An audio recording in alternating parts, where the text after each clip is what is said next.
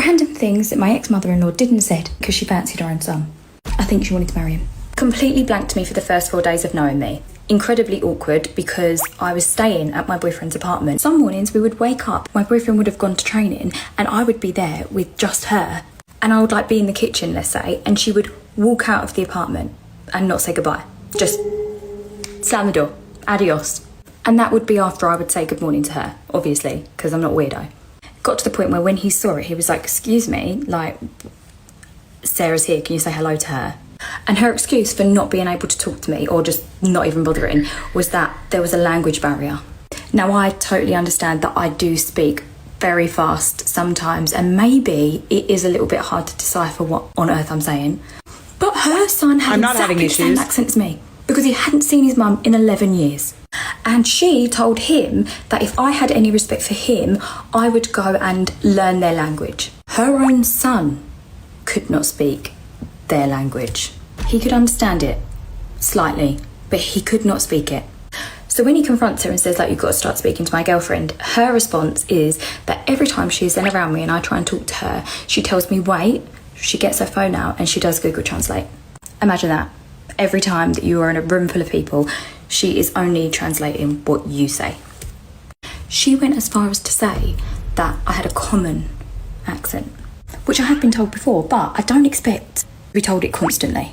It's just unnecessary. She constantly f***ed me. She compared me to a Shetland pony, which is semi-true and actually quite funny. But it's not at all. Shut up. One day, she invited me for coffee, and despite me thinking that she might just like put a load of in my coffee, I said I would go. For background, my boyfriend at the time did not know his dad, but she had told him that his dad was a certain nationality and he had always believed that. During this time in his career, he'd been given the opportunity to go and play for a certain team, represent them. You had to be a certain nationality. So he says he's got a fair chance of getting in with that side.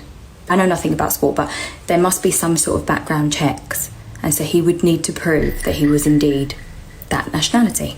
At this coffee, she tells me she had lied about where his dad was from. Oh, what an exemplary person. I remember because I felt I was devastated for him. And she tells me not to say anything. Now, I know some of you are going to think I'm wrong for this. He's gonna know. I sat on that information for a few days, and then after watching him going through everything that he was going through, trying to find certain things out so that he could put himself forward for this certain team, I said, listen, I need to tell you something. The other day when your mum took me for coffee, she told me she lied. I think she's a bit embarrassed. Having a massive temper, storms straight into her bedroom, starts screaming. Absolutely not what I intended to do, but that's what happened. Maybe I was wrong for that, but I don't think you were wrong for that at all. I mean, I'm sorry. It seems like this person does not exactly have your best interests in mind, nor do they respect you. So why would you keep the secret? I didn't want him to be embarrassed when she couldn't pull through with whatever. I don't know. I don't know. I was very young. She says she never told me that. Never said it. Flatly denies it to my face. She calls me out into the living room and we have to have like this, I don't know, it was like a scene from EastEnders. It was truly horrific. So now I'm looking like just some weirdo who wants to start trouble, and she sees this as an opportunity and she says that I'm jealous of her, I'm jealous of their bond. Bear in mind they haven't seen each other for 11 years, but I'm jealous. Choice of words. I'm jealous of their bond. She goes as far as to say that she's used to this behaviour because women have always been jealous of her. I remember thinking, like, oh, interesting. Are you on drugs? I come from a family where my mum is not in competition with me. I don't see mother figures as someone that I would need to be jealous of because I see them as like love and care. I did not know what gaslighting was back then, but I know what it is now, and I know that that's what that whole thing was. I leave and I'm like, there's no coming back from this. Like, I need to get away from this. This is weird. They somehow end up making up, and yeah, turns out she did lie and she does come clean to him, but she never apologises to me. Just still says that she didn't tell me. Doesn't even know how I know, she says. And that is where she starts to say that I am obviously like Googling him. I'm looking into him. That's how I found him. Bear in mind, when I met him, he was not signed by a club. He did not have a job. And none of that mattered. Definitely did not have a PI on him at the big age of, 18? He starts to say we've been raised differently, we have different upbringings, which I can only speculate as to what that meant because we did have different upbringings. We did. She abandoned him. Yeah, we would be different. Anyway, to make amends, she decides that she will cook us all dinner. And she cooks like a traditional dish, which was lovely, by the way. But at that time, I was a vegetarian, and so I could only eat like the salady bits, which would have been fine for me. I was happy with that. But she sees it as a chance for her to go on a rampage about how starving myself won't help me, won't make a difference. Starving yourself? Dude, she picked something that you wouldn't be able to eat. Like, I guarantee you that's what happened. Despite the fact that she has told me several times that she is naturally thin and she doesn't have to try, unlike me. She tells me she knows exactly how I can lose weight. She's going to show me yoga. Despite the fact I have never expressed I'm unhappy. And so my boyfriend, who I probably had made a few comments to, like about myself, because you just do when you're in a relationship, you feel comfortable to make comments, starts to agree with his mum in a nice way. Absolutely not. Nice. Like, that'd be a really nice opportunity for you two to get together.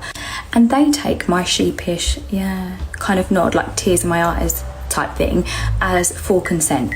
And the next thing I know, she is marching me to the bathrooms where there's scales and asking me to step on the scale in front of her, my boyfriend, and his best mate who was like loitering. I'm like, no, I don't want to do that. Like, I don't know myself. I don't want to be weighed in front of people. I refuse, and then I leave because it's like far too awkward for me to like rectify that situation or laugh about it at that point because I just feel so uncomfortable. So now I look like a weirdo because she's trying to help me and I'm like running off. I'm sorry, that is not helpful at all. Come here, let's just look at this scale. Let's see how much you weigh in front of all of these people. You don't look like a weirdo. The only weirdo in this scenario is her. I swear, there's some lengths that some women will go to like make other women feel like... It's so like... Oh man, remember how I'm talking about the fact that like, playing games in relationships is never a good sign, Like, if you have to work for it, it's just not good. It should be easy. There should be no question in your mind that your man likes you. The same is true for friends. My ex-mother-in-law told CPS that I my kids because I wouldn't speak to her. Storytime edition. I was divorced for about 2.5 years. My ex-husband had lost custody because he wouldn't complete a psych eval that was court ordered. And his mother went ahead and called CPS. And I look at my phone, I'm around town, like just kind of doing some errands or something. And I look at my phone and I see on my camera at home that there are 2 officers at my front door who are ringing the bell or up and pull 4 other police cars, right? So I'm at this point really concerned. Like, I don't know what's going on.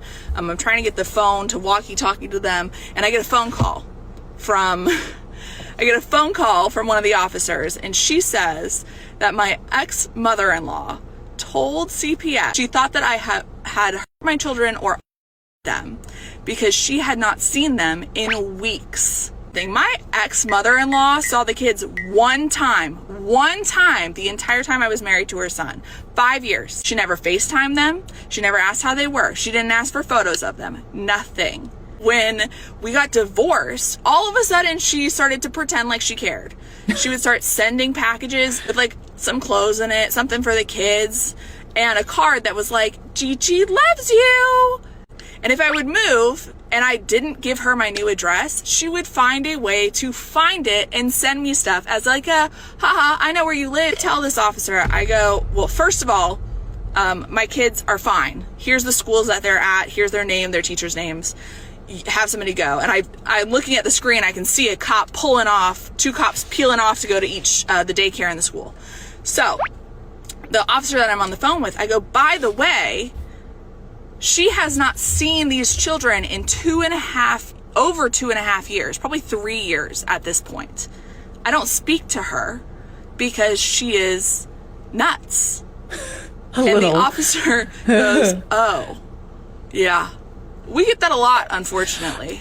So I emailed my ex-mother-in-law and I said, you have got to be trifling to think that you're going to pull this off on me. How dare you? Why would you ever do that? And her response was, you don't FaceTime me 3 times a week with the kids so I can see my grandkids, and I'm their grandma, so I'm entitled to that.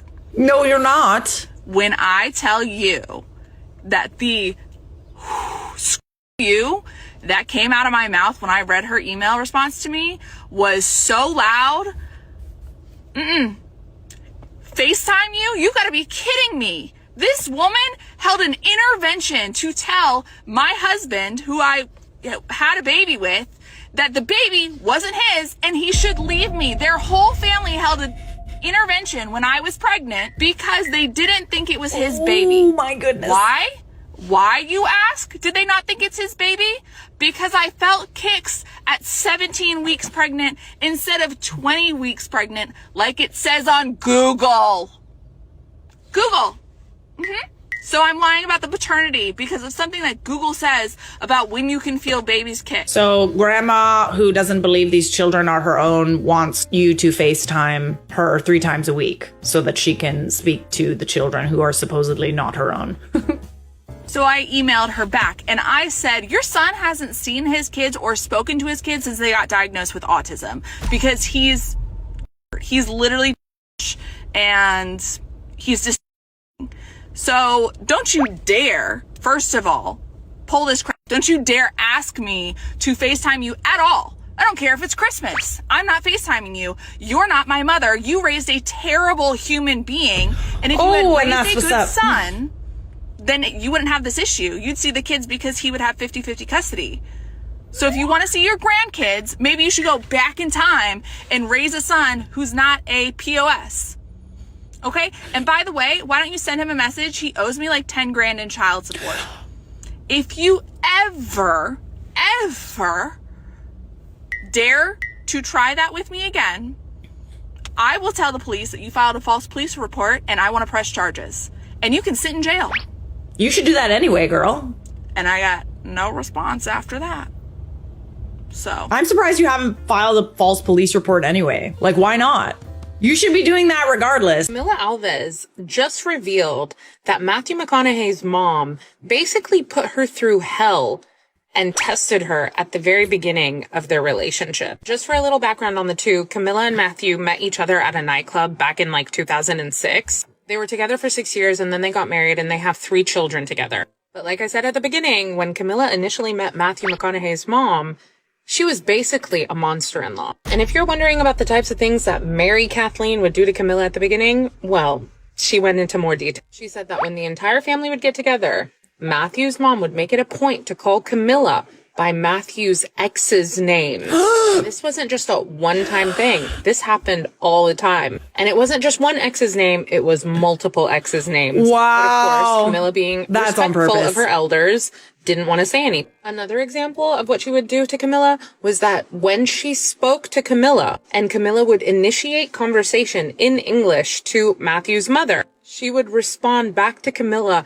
in the most broken down Spanish, even though Camila would constantly let her know that she speaks really good English. So Camila said, by her constantly doing that to her in front of friends, in front of family, it just felt like she was putting her down all the time. So basically their relationship was very rocky initially, but things actually changed when Camila invited Mary on a business trip with her to Istanbul. And did Mary take it easy on Camila during the trip? Absolutely not. Turns out she was putting like really bad thoughts in her head about the relationship, saying that Matthew would never settle down with her, just constantly putting her down. So then finally Camila was like, I'm not dealing with this anymore. You're negative, you're rude.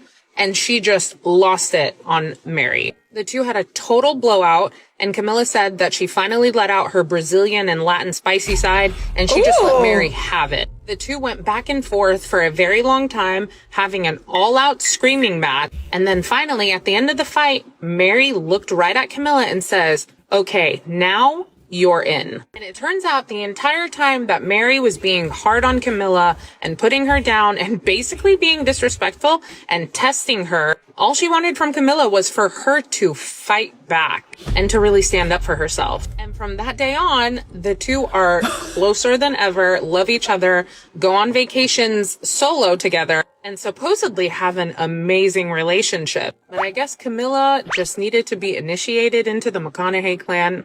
But I don't know if I'd be able to personally put up with that. Why do we need to test people and like push them around, and they need to like get so fed up that they fight back for us to respect them as human beings? Especially after like a long relationship like that. Like, you know, they were together for 6 years before they got married. That is so unbelievably twisted. Like, what a roundabout way to get someone to like you. Like, what the